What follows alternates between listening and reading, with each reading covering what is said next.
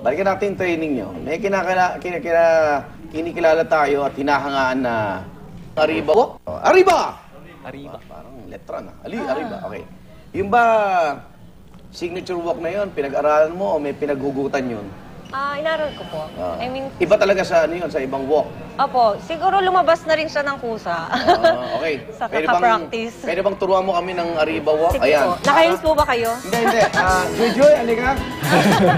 Turuan ka ng Arriba walk ni Ara. Saan po tayo rarampa? Ayan.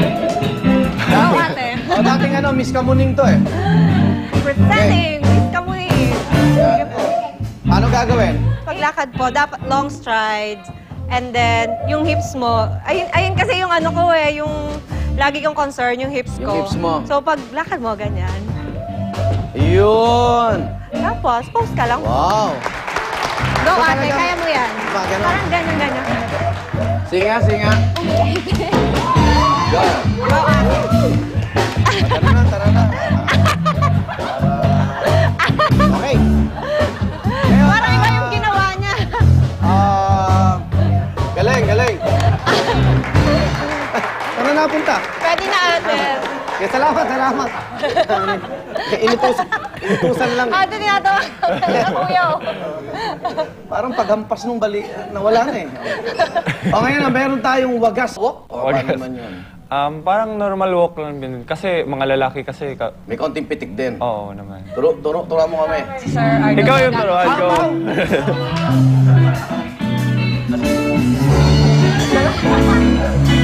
Gentlemen, Paulo Santos! Ano lang, normal walk lang.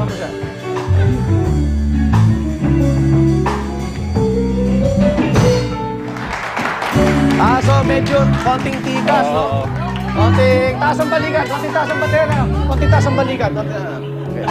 Go! Ayan na.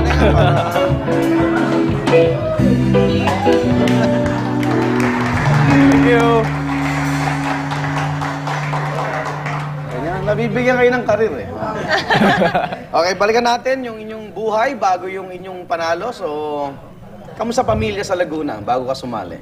Simple lang po. As in, sila nga actually nagulo nung nangyari itong lahat. Kasi sobrang simple lang po nung family ko. And kahit ako din po yung buhay ko noon sa Laguna, sa bahay lang po yung mga tipong ganun. Tapos sa labas, siguro para i-meet ko lang yung friends. Pero once in a while lang, hindi yung lagi po. Pero may grupo ka din, mga classmate mo nandun Opo, pa rin. high school. Yung mga high school friends ko, friends, andun pa rin sa Laguna. Proud na proud yung mga taga-Alaminos. Opo, Siyempre naman, anak nila yan. Okay. Sa Lapu-Lapu naman tayo, Hil. Kamusta kayo doon?